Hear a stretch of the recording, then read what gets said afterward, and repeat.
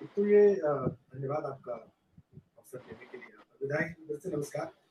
और हाँ, नमस्कार। आपका भी और विधायक जी का भी और जो और अन्य विधायक जुड़ेंगे, उनका अभी ज़िक्र कर रहे थे थोड़ी देर पहले। उन सब की भूमिका इसलिए महत्वपूर्ण है यहाँ पर क्योंकि ये विषय पेंडिंग है और आदमी की शुद्धा पूर्ति से सीधा संबंध रखता है। उस वर्ग की जो कि बच्चों को पढ़ाने जाता है, अगर वो आर्थिक विपन्नता का या आर्थिक परेशानी का सामना करेगा, तो वो शिक्षण कार्य कैसे कर पाएगा? उससे कैसे अपेक्षा की जाए कि वो देश के, प्रदेश के नौनिहालों को कोई दिशा दे पाए? उनको कोई रास्ता दिखा पाएगा जब वो खुद ही अपना रास्ता ढूँढ रहा है। और आप और हम जानते हैं कि ये कोई नई घटना नहीं है, ये वर्षों से चल रहा है उनके साथ। और मैं साधुवाद दूँगा विधायक जी का जो सत्ताधारी दल में है और उन्होंने मुख्यमंत्री से मुलाकात करके इस परेशानी को उनके सामने रखा है। और मुझे मुझे कम से कम विश्वास है कि उनकी ये पहल परिणाम अवश्य लाएगी। शर्मा जी की और उनके साथियों की पहल अवश्य परिणाम लाएगी और इन शिक्षा मित्रों और अनुदेशकों को वह सहायता शासन की तरफ से मिलेगी जो वो डिजर्व करते हैं, जिसकी उनको आवश्यकता है और पुरजोर आवश्यकता है, उनके परिवारों को आवश्यकता है। और मैं तो ये उम्मीद रखता हूँ कि त्योहार से पहले जो दिवाली का पर्व बहुत सबसे बड़ा पर्व माना जाता है सनातन परंपरा में, आप देखिए तो अब तो एक ग्लोबल फेस्टिवल है, तो उसके पहले संभवतः कोई ऐसी घोषणा होगी कि उनके हृदय में दीपक पहले जल जाएगा और दीपावली की शाम को उनके घर पर दीपक। ऐसी मैं अपेक्षा रखता हूँ और ये होना ही चाहिए। मुझे लगता है सिद्धांततः आप, हम, विवेक जी, तमाम राजनेता अक्रॉस पार्टी लाइन सब इस बात से इत्तेफाक रखते होंगे, ऐसा मुझे लगता है। और मैं थोड़ा सा डिटेल पहले सुनना चाहूंगा। अभी शर्मा साहब कुछ कह रहे थे, मैं बहुत स्पष्ट सुन नहीं पाया, कुछ बातें मेरे कान में पड़ी, तो एक बार जरा सा आप फिर से जानने के प्रयास करिए कि विषय रखा क्या गया माननीय मुख्यमंत्री जी के सामने, उधर से उत्तर क्या आया और कब तक अपेक्षा की जा सकती? जी शर्मा जी। नहीं, आप शुक्ला जी आप सुन नहीं पाए या मैं मंदा बोल रहा था कुछ? आपकी बात थोड़ा सा समझ नहीं पाए, इसलिए वो कह रहे हैं विधायक जी से मेरा अनुरोध है कि एक बार थोड़ा सा बता दें क्या क्या विषय वस्तु पे मुख्यमंत्री जी से बातचीत हुई। हम सब लोग, मैंने बताया था कि मैं और हमारे साथ माननीय धर्मेंद्र भारद्वाज जी थे एमएलसी मेरठ, और श्री सुरेंद्र चौधरी जी थे एमएलसी प्रयाग, और एमएलसी हमारे लखनऊ क्षेत्र से हैं अवनीश जी, वो थोड़ा विलंबित हो गए थे। वो हमें 4 एमएलसी और हमारे साथ प्राथमिक अपने ये शिक्षा मित्र संगठन के प्रदेश अध्यक्ष श्रीमान शिव कुमार शुक्ला जी और सुशील यादव जी, इनके महामंत्री।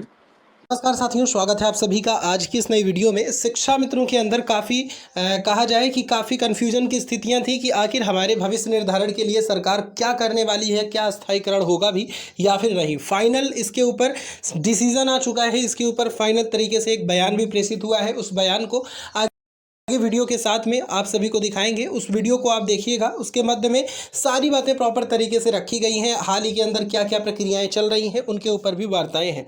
सभी से रिक्वेस्ट है वीडियो को पूरा देखें, चैनल को भी आप सब्सक्राइब कर। हम लोग गए थे मैंने मुख्यमंत्री से मिलने, और उनसे मिलकर हमने एक शिक्षा मित्रों का, अनुदेशकों का, रसोइयों का, इनका मानदेय का विषय रखा।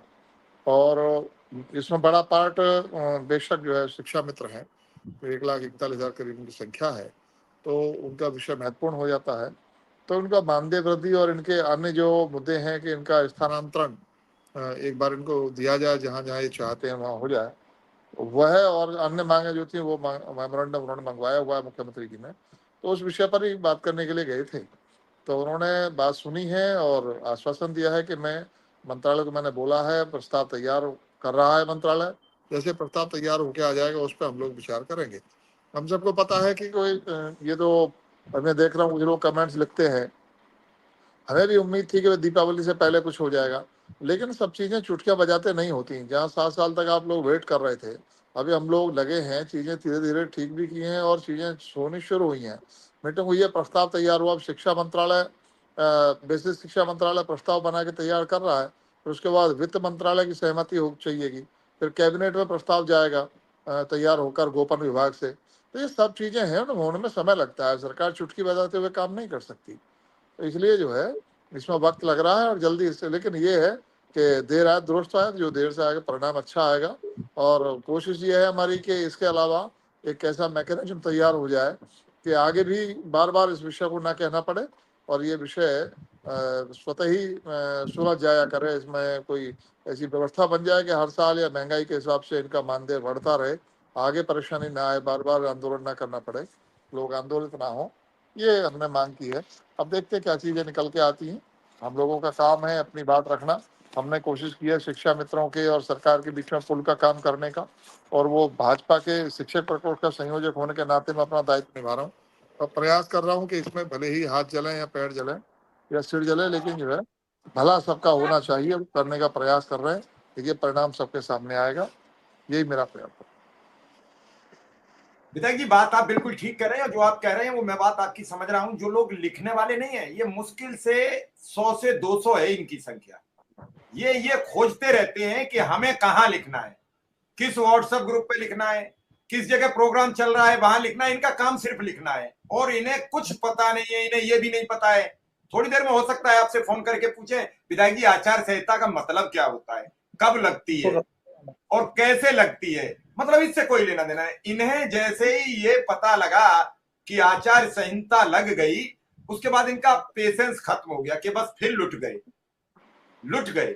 क्यों कि पहले प्रस्ताव बनने की चर्चा हुई तो लोकसभा चुनाव आ गया, अब प्रस्ताव बनने की चर्चा विधायक जी ने उठाई तो बस एक ही चीज रहती है कि चुनाव आया और हमारी चर्चा शुरू हुई, वोट पड़ गए, लोग भूल गए। विधायक जी अगर ये सब चर्चा होती तो आज मुख्यमंत्री जी से मिलने नहीं जाती। क्यों, आचार संहिता तो लग गई और तुमसे जो कहलवाना था वो कहलवा लिया 3-4 दिन प्रोग्राम में आके। अब जो कह रहे हैं उसका कोई मतलब ही नहीं रह गया, क्योंकि आप सर्वज्ञानी हो। अच्छा मिश्रा